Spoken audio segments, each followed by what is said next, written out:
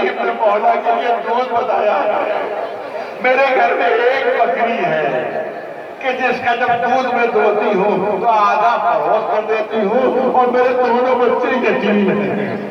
जो दूध बचता है मैंने इन बच्चों को पिला देती हूँ, लेकिन बच्चों ने मुझे कसम दी है कि माँ हम वापे से रहेंगे, मौला के लिए दूध ले लेना।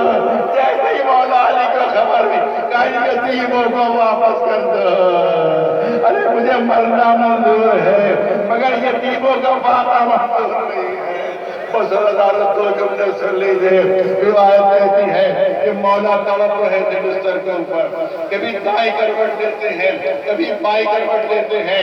बेटियां आगे बढ़ी, बस आखिरी दो तीन जुमले। बेटियां आगे बढ़ी और जनाब ज़ैनब ने एक पहलू में तकिया लगाया, जनाब उम्मे कुलसूम ने दूसरे पहलू में तकिया लगाया, ताकि जब बाबा करवटें बदले तो पसली में हल्की सी भी अज़ियत ना हो, पसली में हल्की सी भी तकलीफ ना हो। ए आका हाथ जोड़ कर करूंगा, ए आका आपका सर जख्मी है, पसलियां जख्मी नहीं, मगर बेटियों को गवारा नहीं हो कि पसलियों में हल्की सी भी अज़ियत हो। दोनों पहलुओं में नर्म तकिए लगा दिए। ए आका करबला आ जाइए, ए मौला करबला आ जाइए। तारीख़ करबला बताती है हुसैन जख्मों से चोर, ज़ीने फरस पर डगमगा रहे। अरे कभी दाई तरफ झुक जाते हैं, कभी बाई तरफ झुक जाते हैं। नकाहत का आलम ये है, कमजोरी का आलम ये है कि घोड़े पर हमला नहीं जा रहा है। जब हमारे साथ ने देखा कि बस हुसैन गिरने वाले हैं, बस हुसैन गिरने वाले हैं, कभी दाएं तरफ झुकते हैं कभी बाएं तरफ झुकते हैं, तो जानते हैं कि मलून ने क्या जुल्म किया। अरे हमसे कहा जाता है कब तक रोगे, अरे हमको कहा जाता है ताना दिया जाता है कब तक मातम करोगे। अरे जुल्म ऐसे है कि अगर क़यामत तक आंसुओं के तरीका भी बहा दिए जाए तब भी कम है। सुनिए जुल्म, जब देखा हुसैन कभी दाएं तरफ झुक जाते हैं कभी बाएं तरफ झुक जाते हैं, तो इस मलून ने कुछ नैज़े बरदार एक पहलू में भेजे, कुछ नैज़े बरदार दूसरे पहलू में भेजे। जिस किसी पहलू पर हुसैन झुकने लगते थे ये मलून नैज़े की नोके पसलियों में झुकते थे। इमाम तलब कर दूसरे पहलू पर झुकते थे, वहां भी मलून लोग नैज़े लिए हुए और नैज़े कह दिया, नैज़े के नोके पसलियों में झुकते थे। इमाम दूसरे पहलू पर झुक जाते थे। इसी आलम में इमाम जमीन पर आ गए, मगर शायद मैंने गलत कहा। इमाम ज़माना ने फरियाद की है मेरा सलाम मेरे जब हुसैन कि जब जख्मी होकर गिरे हैं तो न घोड़े की जीन पर थे न जमीन पर। जब तारीख़ करबला देखी तो पता चला हुसैन का जिस्म तीरों पर मुअल्लक़ हो गया था। पता अपनी दुनिया की रहमत है, तीरों पर मुअल्लक़ हो गया था। अब दो रिवायतें हैं, एक रिवायत ये है कि हुसैन ने खुद अपने जिस्म पर जोर देना शुरू किया था और पूरे तीर जिस्म के जब पार हो गए तब हुसैन का सर सजदे में पहुंचा था। लेकिन दूसरी रिवायत भी जो तफसीर से नहीं पढ़ सकता, क्योंकि हिम्मत नहीं है कि तफसीर से पढ़ो, बस हल्का सा इशारा है। दूसरी रिवायत यह है कि हुसैन का जिस्म तीरों पर मुअल्लक़, शिब्र खंजर लेकर आगे बढ़ा, मलून के नजद पर, अरे हुसैन की मुश्किल पर आहिस्ता आहिस्ता हुसैन का जिस्म तीरों पर दबने लगा। जब जमीन से मिल गया तब शिब्र का खंजर चलता है, तब कोई मुनादी आवाज देता है अल्लाह क़तल हुसैन बिकरबला, अल्लाह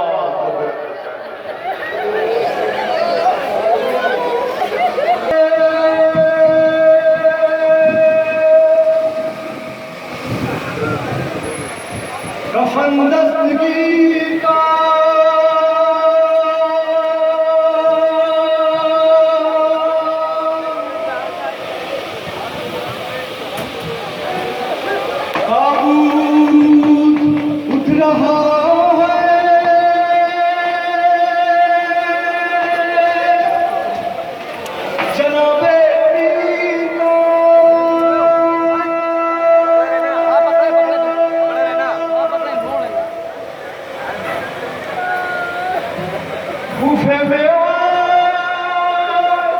शाम गरीबा है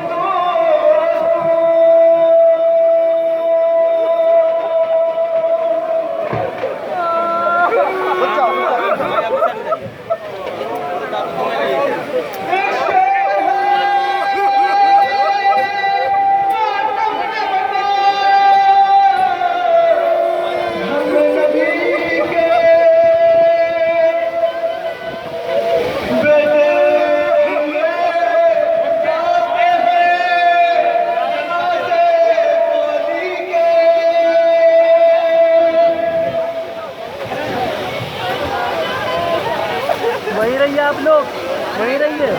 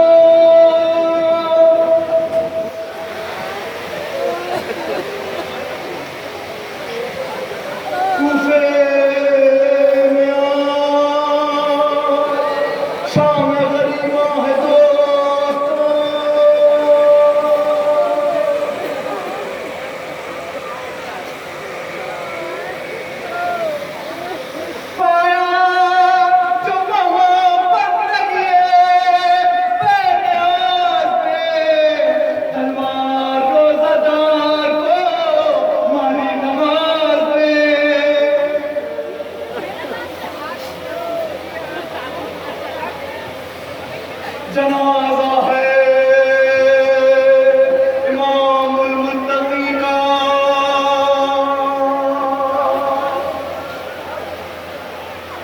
जनाजा है अमीरुल मोमिनीन का, जनाजा है इमामुल मुत्तकीन का।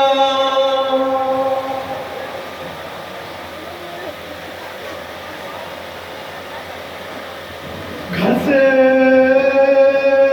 बसे जनाजे सुल्तान बहरो पर, सारी जबान हाशिया निकली नंगे सर। ज़ैनब पुकारती थी ए बाबा चले किधर, बेटी निसार आप पे वफा का कष्ट बदल। अरे आता है रोज़े खुशी लोग आएंगे, हम घर में अपने बैठ के बाबा को रोएंगे।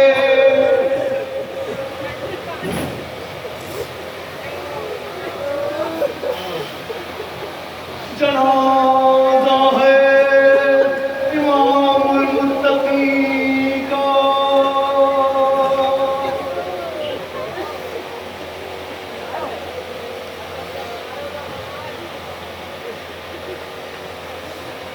हमारे सैयद आका का ये जनाजा है, हसन हुसैन के पापा का ये जनाजा है। शाम गरीब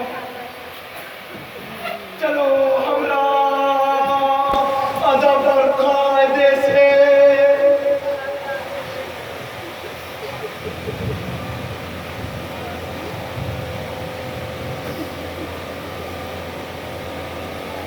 गुल था शहर खुदा हाफिज़ और नासिर, राडों के मददगार खुदा हाफिज़ और नासिर,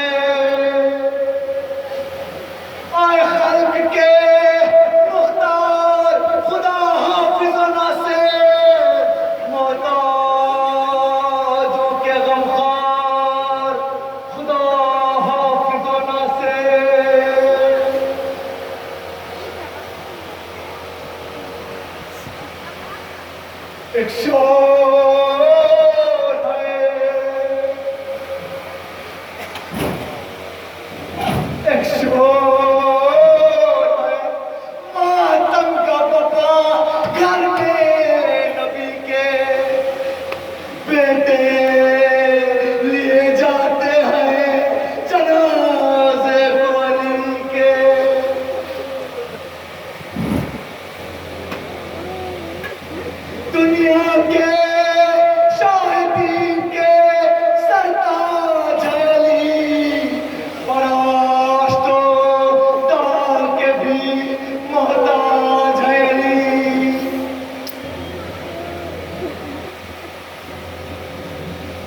चलो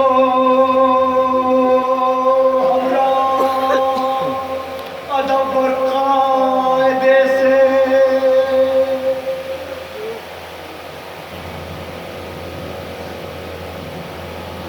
हसरता इमाम गरीबा का पूछ है, अफसोस है कि दीन के सुल्तान का पूछ है।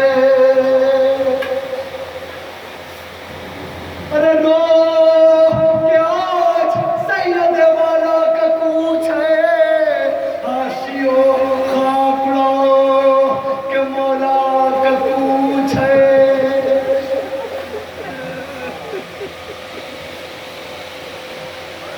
अरे दुश्मनों के गुर्बत के अलम किससे कहेंगे, मुश्किल कोई अब होगी तो हम किससे कहेंगे।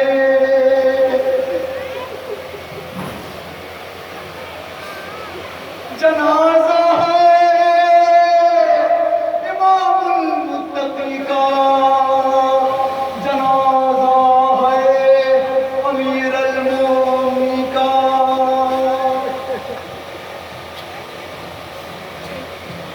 चलो हमरा,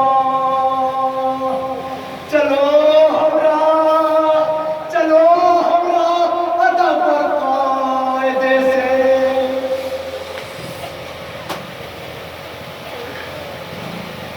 अहमद के